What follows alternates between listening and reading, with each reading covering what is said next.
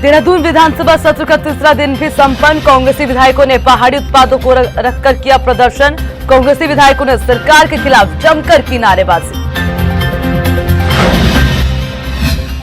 उत्तराखंड राज्य आंदोलनकारियों ने किया विधानसभा कूच। अपनी मांगों का समाधान न होने पर किया कूच।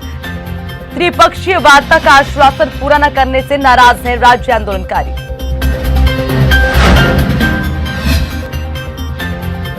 छत्तीसगढ़ के दौरे पर बीजेपी प्रदेश अध्यक्ष बंशीधर भगत प्रदेश की सभी 70 विधानसभाओं में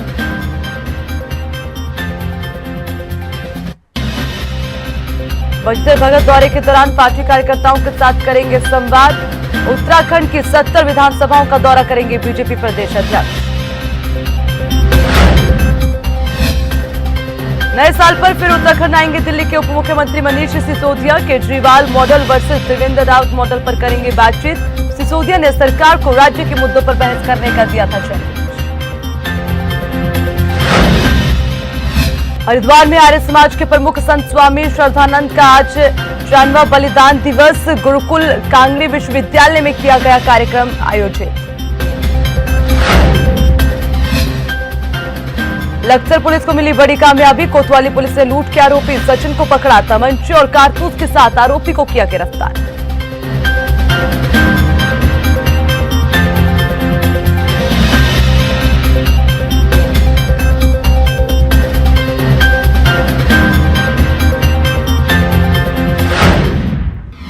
नमस्कार, आप देख रहे हैं अपना उत्तराखंड में। आपके साथ अर्चना कौशल। बुलेटिन की शुरुआत करेंगे बड़ी खबर के साथ। बीजेपी प्रदेश अध्यक्ष बंशीधर भगत करेंगे दौरा। प्रदेश की सभी 70 विधानसभाओं में दौरा करेंगे बंशीधर भगत। और बताते चलें, दौरे के दौरान पार्टी कार्यकर्ताओं के साथ संवाद करेंगे। वार्ड से लेकर जिला स्तर के पदाधिकारियों से राय मशवरा करेंगे। विकास कार्यों की प्रगति का जायजा भी लेंगे। और आज से शुरू होंगे प्रदेश अध्यक्ष बंशीधर भगत के दौरे। और आज मसूरी विधानसभा से शुरुआत की जाएगी। प्रदेश अध्यक्ष बंशीधर भगत हर विधानसभा में रात्रि प्रवास करेंगे। हर विधानसभा में कार्यकर्ताओं के साथ 3 प्रकार की बैठकें करेंगे। ये बड़ी जानकारी आपको दे रखे हैं। लगातार प्रदेश बीजेपी मोर्चा संभाले हुए हैं और उत्तराखंड में लगातार तैयारियां चुनाव को लेकर चल रही है। तो इसी बीच बीजेपी प्रदेश अध्यक्ष ने अपनी जिम्मेदारी को समझते हुए अब सभी 70 विधानसभाओं में जाने का फैसला लिया है। और आज से उनके दौरे की शुरुआत हो गई है। मसूरी से अपने दौरे की शुरुआत करेंगे बंशीधर भगत। और आपको बता दें, हर विधानसभा में रात्रि जो है आवास करेंगे। और उसी के साथ विधानसभा में कार्यकर्ताओं के साथ 3 प्रकार की बैठक करेंगे बंशीधर भगत। ये बड़ी जानकारी आपको दे रखे हैं। हर विधानसभा में कार्यकर्ताओं के साथ बैठक की जाएगी। तो कहीं ना कहीं तैयारी है कार्यकर्ताओं को बूस्टअप करने की, कार्यकर्ताओं को जीत का मूल मंत्र देने की। और उसी के साथ लगातार तैयारी चुनाव की भी है।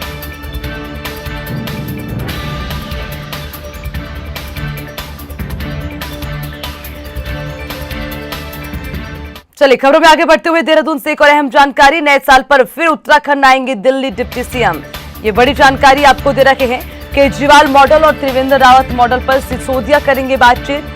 सिसोदिया ने सरकार को राज्य के मुद्दे पर बहस करने का चैलेंज दिया था। शासकीय प्रवक्ता और संसदीय कार्य मंत्री मदन कौशिक ने स्वीकार किया। कौशिक के जरिए चैलेंज को स्वीकार करने पर सिसोदिया ने व्यक्त की खुशी। और मनीष सिसोदिया ने ट्वीट कर मदन कौशिक से बहस का समय मांगा। ये बड़ी जानकारी। तो लगातार कहीं ना कहीं इस बहस को लेकर चर्चा है। आरोप प्रत्यारोप जारी है, लेकिन अभी तक प्रत्यक्ष रूप से कोई भी आमने सामने नहीं आया है। हालांकि कौशिक के जरिए चैलेंज को स्वीकार कर दिया गया, लेकिन उसके बाद डिप्टी सीएम मनीष सिसोदिया ने भी समय मांगा कि आखिर किस समय कहां पर बहस की जानी है।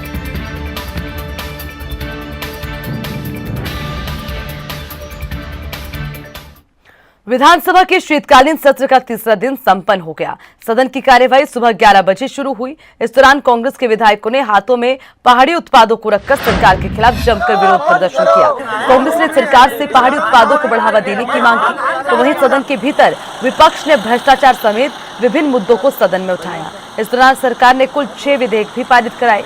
संसदीय कार्य मंत्री मदन कौशिक ने बताया कि विधानसभा के पटल पर कुल 6 विधायक रखे गए, जिन सभी विधेयकों को पारित कर पारित कर दिया गया। इसके साथ ही विपक्ष की ओर से कार्य स्थगन प्रस्ताव लाया गया, जिसका उत्तर भी सरकार ने दिया और सदन की कार्यवाही जारी रही।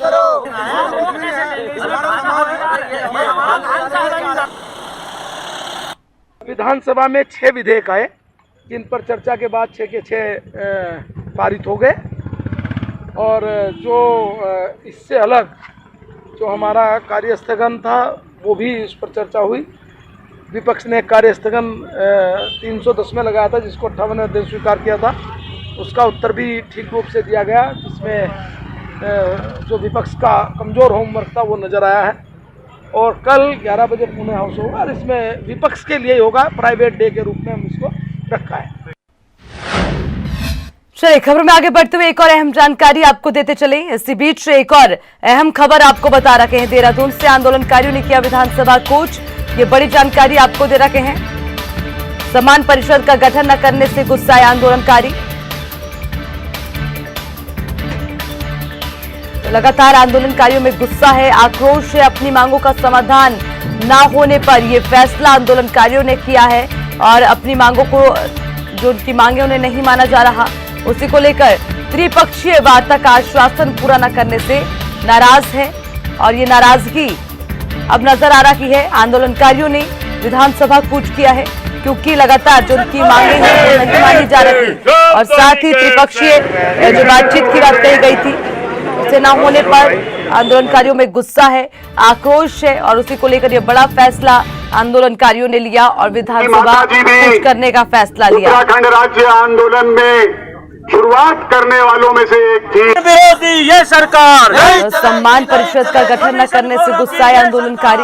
लगातार सम्मान परिषद का गठन करने की मांग की जा रही थी। अपनी मांगों का समाधान न होने पर विधानसभा कूच किया। उत्तराखंड राज्य।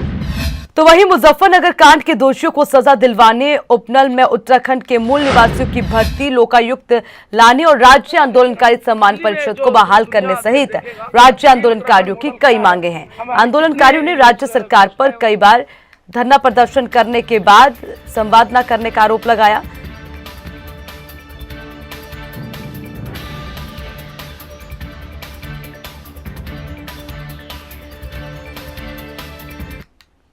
कहीं दिल्ली में हमें बताएं, हम दिल्ली में उसी समय पहुंच जाएंगे और जहां वो चाहेंगे बड़े मैदान में, हम मैदान में बैठकर अपने सारी सरकार की नीति हम उनको बताएंगे कि हम कितनी योजनाएं चला रहे हैं, उसमें कोई हमें दिक्कत नहीं। चलिए खबर में आगे बढ़ते हुए एक और बड़ी जानकारी आपको देते चले। इसी बीच ये अहम खबर देहरादून से। आम आदमी पार्टी ने निकाला कैंडल मार्च। ये बड़ी जानकारी आपको दे रखे हैं।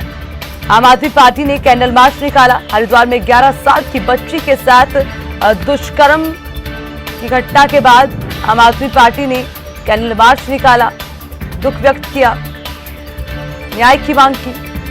हरिद्वार में 11 साल की बच्ची के साथ हुआ दुष्कर्म।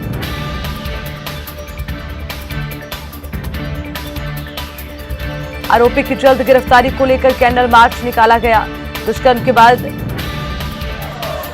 आपने लॉ एंड ऑर्डर को लेकर सरकार पर बोला हमला। ये बड़ी जानकारी आपको दे रखे हैं। हरिद्वार में 11 साल की मासूम के साथ दुष्कर्म किया गया, दुष्कर्म की वारदात को अंजाम दिया गया। हालांकि उसके बाद आम आदमी पार्टी ने कैंडल मार्च निकाला, साथ ही लॉ एंड ऑर्डर को देखते हुए सरकार पर हमला किया। आम आदमी पार्टी ने न्याय की मांग भी की है और उसी के साथ लॉ एंड ऑर्डर में कितनी खामियां हैं और अगर खामियां नहीं तो आखिर इस तरह की घटनाओं को कैसे अंजाम दिया गया, इन तमाम सवालों के साथ सरकार पर हमला बोला।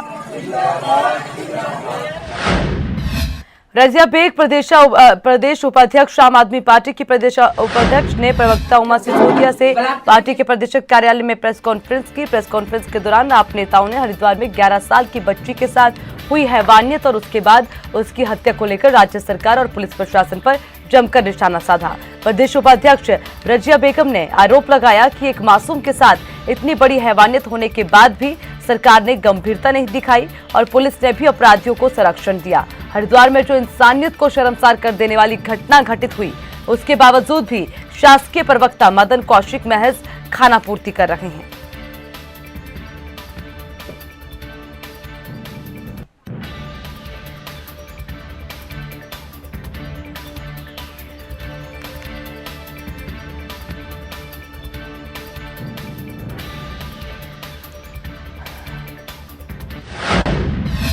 विधानसभा सत्र के तीसरे दिन भ्रष्टाचार के मुद्दे पर सदन में विपक्ष ने कार्य स्थगन प्रस्ताव लाया। इस दौरान सरकार के जवाब से नाखुश विपक्ष ने सदन से वॉकआउट किया। 3 दिवसीय सत्र में विपक्ष ने भ्रष्टाचार, किसान और बेरोजगारी पर सत्ता पक्ष को जमकर घेरा। इस दौरान हिंदी खबर से कांग्रेस प्रदेश अध्यक्ष प्रीतम सिंह ने खास बातचीत की। क्या कुछ कहा, सुनिए। उत्तराखंड विधानसभा के शीतकालीन सत्र का तीसरा दिन है। विपक्ष की ओर से लगातार जनहित से जुड़े हुए मुद्दों को सदन में उठाया जा रहा है। आज विपक्ष की ओर से सदन का वॉकआउट किया गया है। हमारे साथ इस पर बातचीत के लिए कांग्रेस के प्रदेश अध्यक्ष और चक्राता से विधायक प्रीतम सिंह हमारे साथ हैं। सर, जिस तरीके से आपने 3 दिन का सत्र देखा, आप लोगों ने कई सारे ज्वलंत मुद्दे उठाए। किसानों का मुद्दा है, बेरोजगारी है, आज भ्रष्टाचार का है, क्या नाराजगी है सरकार? देखिए, कांग्रेस लगातार सदन के अंदर जो जनहित के मुद्दे हैं उसको उठाने का काम करते हैं। हमने किसानों का मुद्दा उठाया। सरकार कह रही किसान तो खुश है, प्रसन्न है। किसानों का दर्द सरकार को दिखाई नहीं दे रहा। किसानों के ऋण माफी का वादा क्या था उसकी बात नहीं कर रहे। आय दुगनी की बात नहीं हो रही है। किसान सम्मान निधि में भ्रष्टाचार हो रहा है उसकी बात नहीं हो रही है। नौजवान साथियों से रोजगार का वादा किया था, उनको रोजगार नहीं दिया जा रहा। लेकिन संसदीय कार्य मंत्री जी जब अपनी बात कहते हैं तो ऐसा लगता है कि लाखों लोगों को रोजगार मिल गया है। आज हमने भ्रष्टाचार के मुद्दे को उठाया था। यही सरकार में बैठे लोग थे जिन्होंने भ्रष्टाचार पर जीरो टॉलरेंस की बात कही, लोकायुक्त को लाने की बात कही। ना जीरो टॉलरेंस दिखाई दे रही है, ना लोकायुक्त दिखाई दे रहा है। आज विपक्ष तो आरोप लगा ही रहा है कि सरकार भ्रष्टाचार में डूबी हुई, लेकिन सत्ता पक्ष के लोग भी जो है सरकार पर आरोप लगा रहे हैं कि सरकार भ्रष्टाचार में डूबी हुई। लोगों ने गन्ना किसानों का मुद्दा उठाया, उसमें सरकार की तरफ से बताया गया 19-20 का पूरा भुगतान कर दिया।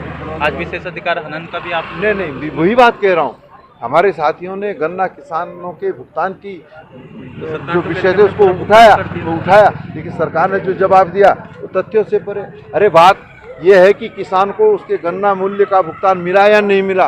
वो कह रहे कि साहब चीनी मिल ने चेक काट दिया समिति को, समिति की तरफ से। अरे भाई, मैं वही कह रहा हूँ ना, हम किसानों की बात कर रहे हैं। हम बात कर रहे हैं कि किसान को मिला कि नहीं मिला। आज तक किसानों को नहीं मिला है। अब सरकार की तरफ से तो भुगतान कर दिया गया। सरकार समिति किसके अंडर है? सरकार की। तो फिर कौन देखेगा उसको? ये आंकड़ेबाजी है। और किसानों को एन केन प्रकरण, आज इसीलिए तो क्या नाम विशेषाधिकार हनन प्रस्ताव जो है काजी निजामुद्दीन ने लाया कि सरकार गलत बयानबाजी कर रही है। एक रोजगार का मुद्दा आपने बड़ी जोर शोर से उठाया, उसमें मुख्य सरकार की तरफ से आंकड़े दिए गए कि जो आपकी सरकार के समय में 801 पदों पर भर्ती हुई, जबकि सरकार के समय में 6000 से ज़्यादा पदों पर भर्ती। मैं वही कह रहा हूँ, इसी सरकार ने 2017 के चुनाव में नौजवान साथियों से कहा था कि सत्ता में भाजपा को लाने का काम करें, हम रोजगार देंगे। कहाँ मिला रोजगार? किसको मिला रोजगार? तो आज मैं वही कह रहा हूँ, ये तो बाहर तो उन्होंने 6000 कहा, और जो सदन के अंदर उन्होंने आंकड़े गिनाए, अगर उसको आप देखेंगे तो उस हिसाब से तो लाखों लोगों को ये रोजगार दे चुके हैं। इनकी कथनी और करनी में जमीन आसमान का फर्क है। ये जुमलेबाजी की सरकार है, जुमलेबाजों की सरकार है। जिन जुमलेबाजों ने 2 करोड़ नौजवान साथियों को रोजगार की बात की, 15 लाख की बात की, न जाने क्या कितने स्वप्न दिखाने का काम किया, ये वैसे लोगों की सरकार है। अध्यक्ष जी, कल आप लोग क्या कुछ बिंदु उठाने वाले? निश्चित रूप से महंगाई को लेकर के हम जो है सदन में कार्य स्थगन लाएंगे। इसके साथ साथ हमारे साथी अन्य विषयों को भी लाने का काम करेंगे। और दूसरा जो है पर्यटन को लेकर के, टूरिज्म को लेकर के जो हम विषय को लाने का काम करेंगे। एक और जो हमारी सरकार है वो कह रही है कि देश के पर्यटक उत्तराखंड में आए, और जो प्रशासन है वो कह रहा ना तो आप क्रिसमस दिवस मना पाएंगे, ना ही नए साल को आप सेलिब्रेट कर पाएंगे। ये विरोधाभास है। हिंदी खबर से बातचीत के लिए बहुत बहुत धन्यवाद। तो ऐसे कांग्रेस प्रदेश अध्यक्ष प्रीतम सिंह, जिन्होंने बताया कि कल विशेष रूप से महंगाई के लिए मुद्दों को लेकर के कांग्रेस कार्य स्थगन प्रस्ताव लाएगी। इसके अलावा पर्यटन से जुड़े हुए भी मुद्दों को कांग्रेस पार्टी सदन में उठाएगी। अपने सहयोगी विजेंद्र रतोड़ी के साथ मैं अंकित काला, हिंदी खबर, देहरादून। राष्ट्रीय महिला आयोग की सदस्य राजुलबेन देसाई ने डीजीपी अशोक कुमार से मुलाकात कर महिला सुरक्षा से जुड़े मुद्दों पर चर्चा की। इस दौरान राष्ट्रीय महिला आयोग के सदस्य को महिला सुरक्षा के लिए उत्तराखंड पुलिस के जरिए पहल की गई है। महिला हेल्पलाइन और 112 और 1090 महिला काउंसलिंग सेल, महिला हेल्प डेस्क, महिला चीता, महिला सिटी पेट्रोल यूनिट, ऐच्छिक ब्यूरो की और उसी के साथ तमाम जानकारी दी गई है। महिलाओं की शिकायत दर्ज कराने के लिए मुख्यालय स्तर पर जारी व्हाट्सएप प्लेटफॉर्म की भी विस्तृत जानकारी दी गई। जिलों में महिलाओं, स्कूली बालिकाओं और कॉलेज छात्राओं में सुरक्षा और कानूनी जागरूकता और साथ ही सेल्फ डिफेंस के लिए चलाए गए कार्यक्रम से भी अवगत करवाया गया।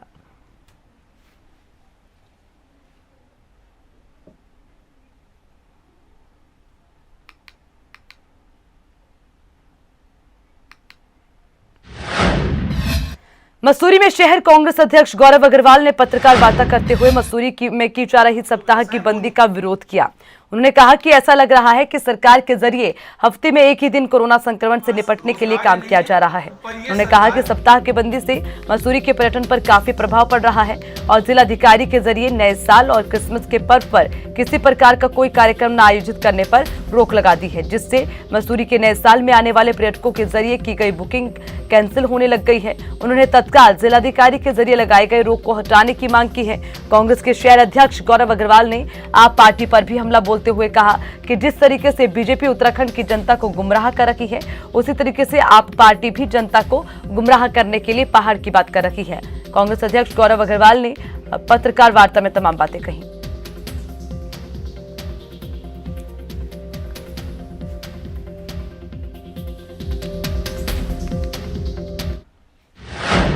चलिए खबर में आगे बढ़ते हुए कोरोना को लेकर ताजा अपडेट आपको देते चलें। उत्तराखंड में फिर कोरोना का ग्राफ लगातार बढ़ने लगा। उत्तराखंड में 564 नए कोरोना संक्रमित मरीजों की पुष्टि हुई। कोरोना के कुल संक्रमित मरीजों की संख्या 87,000 के पार पहुंच गई है और अब ये संख्या 87,940 हो गई। राज्य में 547 कोरोना संक्रमित मरीज स्वस्थ भी हुए। अब तक 79,888 संक्रमित मरीज स्वस्थ हो चुके हैं। 90% से ज्यादा कोरोना संक्रमित मरीज स्वस्थ हो चुके हैं। राज्य में फिलहाल कोरोना के कुल 5,507 एक्टिव केस हैं। राज्य में 8 कोरोना संक्रमित मरीजों की मौत हुई और अब तक 1,447 संक्रमित मरीज की मौत हो चुकी है। ये तमाम जानकारी आपको दे रखे हैं कोरोना को लेकर। हालांकि उत्तराखंड की बात की जाए तो कुछ स्थिति बेहतर होती नजर नहीं आ रही, क्योंकि अब लगातार आंकड़े बढ़ रखे हैं। 5,507 एक्टिव केसेस हैं और उसी के साथ हालांकि रिकवरी रेट अच्छा है। 90% से भी ज्यादा लोग कोरोना को मात देकर स्वस्थ हो चुके हैं। लेकिन गंभीर विषय ये कि आखिर जो मामले बढ़ रहे हैं, लगातार जो आंकड़े बढ़ रहे हैं, उन पर कैसे रोक लगाई जाए, क्योंकि लगातार कोरोना संक्रमितों की पुष्टि हो रही है, लगातार आंकड़े बढ़ रखे हैं। और आपको बता दें 8 कोरोना संक्रमितों की मौत भी हो चुकी है। तो उसी के साथ जरूरी है कोरोना पर लगाम लगाना, जिसको लेकर लोगों को सावधान रहने की जरूरत है और जो गाइडलाइंस है उनका पालन करने की जरूरत है। कृषि कानूनों के खिलाफ चलाए जा रहे किसान आंदोलन को लेकर आरएसएस के संगठनिक विंग सहकार भारती के प्रदेश अध्यक्ष रमेश चंदेल का ये कहना है कि इस बड़े मामले का हल अभी तक नहीं निकल सकता जब दोनों पक्ष, सरकार भी और किसान भी, अपने रवैये में थोड़ा नरमी बरते और देश हित को आगे रखकर विधिवत आपसी समन्वय बिठाएं। उन्होंने ये भी कहा कि किसानों के आंदोलन की आड़ में गलत ताकतों का परपना देश के लिए नुकसानदेह हो सकता है। देश में किसानों का आंदोलन तूल पकड़ रहा है और ऐसे में किसान कहीं ना कहीं इस मसले को लेकर के परेशान भी हैं। हमारे बीच में आज जुड़े हुए हैं सहकार भारती के प्रदेश अध्यक्ष रमेश जी। उनसे बात करेंगे कि किस तरह से इस आंदोलन को लेकर के वो देखते हैं और ख़ास तौर पर जो उसमें मांगे रखी गई हैं या जिस तरह से अब आंदोलन जिस उस पर पहुंच गया है उसे लेकर के उनका क्या कहना है। जिस तरह से रमेश जी, आपने अभी इस मीटिंग में किसानों के लिए खास योजनाओं का जो एक पूरा खाका गवर्नमेंट ने तैयार किया, वो आपने एक तरह से विस्तार पूर्वक समझाया। लेकिन अभी जो हालात देश के हैं, मुझे नहीं लगता कि शायद मतलब जो कुछ समझौता बनने वाली बात है, अभी टकराव की स्थिति बनी हुई है, उसे लेकर क्या कहेंगे। अभी जो आंदोलन हो रहा है ये क्या है आपकी नज़रों में? आंदोलन जो हो रहा है वो किसानों की एक मांग है। अब किसानों में जो इसकी बताएगी, जो 3 कानून बनाए गए हैं और 3 कानूनों में जो प्रक्रिया है, जो उसमें रूल्स बताए गए हैं, उसका कुछ हद तक किसानों को पता नहीं चल पा रहा है कि क्या है क्या नहीं है। उदाहरण के लिए MSP का है या ज़मीन का है, तो केंद्र को भी बात करनी चाहिए, समझाना चाहिए केंद्र को, किसानों को कि भाई केंद्र के जो बोलते हैं कि भाई ठीक है हमारी जो MSP है वो रहेगी, बोल रही है। अब जो ज़मीन का है कि ज़मीन का जो नहीं जाएगी उस पर जो है क्रॉप का ही सिर्फ वो होगा, एग्रीमेंट होगा, जो लीज़ होगी। तो अभी जो मतभेद जो चला हुआ एक्चुअली में दोनों में जो मेरा जो मानना है, दोनों में समन्वय नहीं हो पा रहा है। नहीं, जिस तरह से किसानों ने मांग रखी है कि तीनों बिलों को वापस लो, यानी कि वो तो सीधे सीधे यस या नो वाली स्थिति में आ गए हैं और सरकार साफ तौर पर कह रही है कि जो संशोधन किए जा सकते हैं, जो उनकी डिमांड्स हैं, उन पर जितना किया जा सकता है वो तैयार है। आप कह रहे हैं कि वो समझ नहीं पा रहे। मुझे ऐसा लगता है कि इसमें कहीं ऐसा तो नहीं कि जिस तरह से अभी पीछे एक बात भी आई थी सामने कि भाई हाईजेक कर लिया गया आंदोलन को, ऐसी कुछ ताकतें लगी हुई हैं, क्या आप भी मानते हो इस चीज़ में? बिल्कुल बिल्कुल बिल्कुल। जो हमारी राजनीतिक विपक्षी पार्टियां हैं या कुछ और जो हमारे देश में जो बाहर के वाले देशों में जो चला हुआ है, तो उनमें भी हाईजैक करा हुआ है। क्योंकि ऐसा नहीं होता है कि जो मान लो हमें परेशानी है, हमारे जो मुद्दे हैं बैठ के हल होने चाहिए। एक रट ये नहीं होना चाहिए कि यस नो नहीं होना चाहिए। सरकार है, सरकार भी चला रही है कोई कार्यक्रम, तो उसमें आप ये बताइए कमी क्या है, उसे बैठ के चर्चा करते हैं, जो कमी होती है उसे दूर करेंगे। और ये जो बोल रहे हैं कि बिल्कुल कैंसिल करो मुद्दे जो है, बिल्कुल जो कानून लाए हैं उसे रद्द करो, तो ऐसा उन्हें भी नहीं कहना चाहिए। और सरकार को भी चाहिए कि उन्हें समझाए और उन्हें दिलाए, विश्वास दिलाए कि ऐसा होना चाहिए जो भी है। सहकार भारती इस विषय को लेकर के जिस तरह से गांव-गांव मीटिंगें ली जा रही हैं और आज प्रांतीय स्तर की मीटिंग थी, क्या ये भी एक उसमें रहा, मतलब जो किसान यहाँ मौजूद थे उनसे कोई बात हुई? हमारा सहकार भारती का जो मेन उद्देश्य होता है कि सहकारिता द्वारा कार्य करना, सहकारिता द्वारा खेती कृषि कार्य करना, मिलजुल कर काम करना, हमारा जो मेन विषय है। आज जो हमारी बैठक थी यहाँ पे, हमारी मेन बैठक भी सहकार भारती की इसलिए थी कि हमारी तहसील की जो गठन किया गया सहकार भारती का, और हमारा जो मेन था कि भाई जो सहकारिता का जो क्या सहकारिता में संस्कारों के साथ सहकारिता करनी चाहिए। और सहकारिता हमारा एक स्लोगन भी है, संस्कार के बिना नहीं सहकार, सहकार के बिना नहीं उद्धार। तो हमारा मेन मकसद ये होता है कि मिलजुल के काम करें, छोटे से छोटे व्यक्ति तक भी अपना जो है आर्थिकी बढ़ाने के लिए इसे योगदान दें। चलिए, तो आपने सुना जिस तरह से सहकार भारती के प्रदेश अध्यक्ष ने कहा कि अभी भी कन्फ्यूजन बड़ा है और जो कृषि के तीनों कानून हैं उन्हें लेकर के कहीं ना कहीं पूरी तरह से दोनों यानी कि सरकार और किसानों के बीच में समन्वय नहीं बैठा है। वजह क्या है ये इन्होंने स्पष्ट नहीं की है। ये तो साफ तौर पर कह रहे हैं कि किसानों को भी कहीं ना कहीं थोड़ा झुकना चाहिए और सरकार को भी, तो यानी कि दोनों पक्षों को कहीं ना कहीं एक मंच पर आकर के इस तरह का निर्णय लेना चाहिए ताकि किसी का नुकसान ना हो और ये मसला भी निपट जाए। जसवीर सिंह, हिंदी खबर, लक्सर। खबर लक्सर से है। कोतवाली पुलिस ने लूट के आरोपी सचिन को तमंचे और कारतूस के साथ गिरफ्तार कर लिया। आरोपी सचिन लक्सर की सोसाइटी रोड मोहल्ले का रहने वाला बताया जा रहा है। ये भी बता दें कि एसएसपी के निर्देशन में पुलिस के जरिए लंबित मामले, खासतौर पर लूटपाट के मामलों के खुलासे की अलग से टीम गठित की हुई है। कोतवाली हेमेंद्र नेगी ने यह बताया है कि लूट के मामले में वांछित चल रहे सचिन को 2 टीम बनाकर गिरफ्तार कर लिया गया, जिसके पास से तमंचा और जिंदा कारतूस 12 बोर भी पाया गया है और इसका आपराधिक इतिहास भी काफी लंबा है। अन्य मुकदमों में ये लिप्त है, जिसे गिरफ्तार कर जेल भेजा जा रहा है। मुखबिर सूचना पर थाने का वांछित अभियुक्त सचिन सनोप ओमकार निवासी सोसाइटी रोड को एक तमंचा और कारतूस के साथ पकड़ा गया। इसके विरुद्ध थाने में कई मुकदमे हैं, इसमें इसको वैधानिक कार्रवाई करने के बाद न्यायालय पेश किया गया। इसके अलावा पुलिस ने इसके साथी बाबू को भी पकड़ा है, जिससे एक चाकू बरामद हुआ। इसके खिलाफ भी अभियोग दर्ज कर न्यायालय पेश भेजा जाएगा। खबर लक्सर से है, जहां ससुरालियों के जरिए विवाहिताओं के साथ उत्पीड़न का सिलसिला लगातार जारी है। एक और विवाहिता को ससुरालियों ने पीटकर घर से निकाल दिया। ये विवाहिता समा परवीन है। समा परवीन लक्सर गांव की रहने वाली हैं। करीब 3 महीने पहले समा परवीन का निकाह खरजा कुतुबपुर निवासी एक युवक के साथ हुआ था। समा के मुताबिक ससुरालियों में निकाह के बाद से ही उसका उत्पीड़न शुरू कर दिया था। समा का आरोप है कि बीते दिनों ससुरालियों ने पहले तो उसकी पिटाई की, फिर धक्के मारकर घर से निकाल दिया। समा परवीन ने लक्सर कोतवाली पुलिस को तहरीर दी, लेकिन पुलिस ने कोई कार्रवाई नहीं की। समा परवीन ने एसडीएम पूरन राणा को प्रार्थना पत्र देकर इंसाफ की गुहार लगाई। एसडीएम ने मामले पर तत्काल मुकदमा दर्ज करने के आदेश पुलिस को दिए हैं।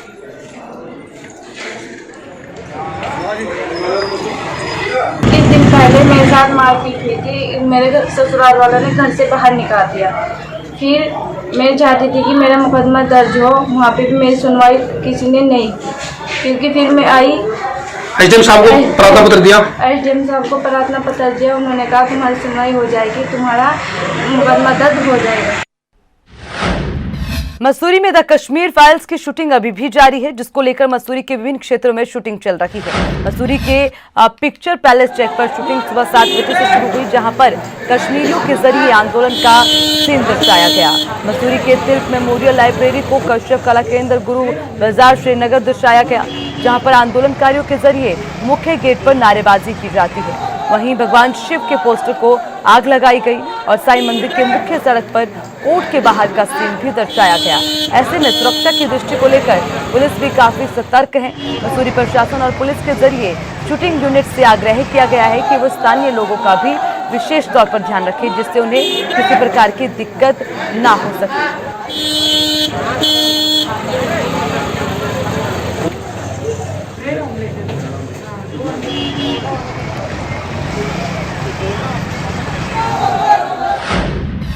पौड़ी जिले में एक सरकारी शिक्षक ने साहित्य के क्षेत्र में कार्य कर रखे हिंदी लेखकों को नया मंच देने के साथ ही हिंदी विषय के अध्यापकों को हिंदी पाठ्यक्रम के अध्याय छात्रों के समक्ष प्रस्तुत करने के लिए एक ओपन प्लेटफॉर्म तैयार किया। इस ओपन प्लेटफॉर्म के जरिए हिंदी साहित्यकार जहां अपनी साहित्यिक रचनाओं को एक वेबसाइट के माध्यम से छात्रों के समक्ष रख पाएंगे, तो वहीं अध्यापक भी हिंदी विषय के पाठ्यक्रम का आसान अध्याय बनाकर छात्रों के पाठ्यक्रम को आसान बना सकेंगे। दरअसल राजकीय इंटर कॉलेज जहरीली खाल के शिक्षक दिनेश पाठक ने साहित्य सुधा नाम से एक वेबसाइट बनाई है, जिसका मकसद छात्रों में हिंदी की तरफ एक नई जागृति पैदा करना है। इस ओपन प्लेटफॉर्म में हिंदी लेखकों के साहित्य अध्ययन छात्र एक क्लिक में कर पाएंगे। करना पड़ता है भाई, साहित्य में भी कई सारी पॉलिश होती है, कुछ चाहिए। अरे वो साहित्य। इसी के साथ बुलेटिन में फिलहाल के लिए इतना ही। तमाम खबरों के लिए देखते रहिए आपका अपना चैनल हिंदी खबर। नमस्कार।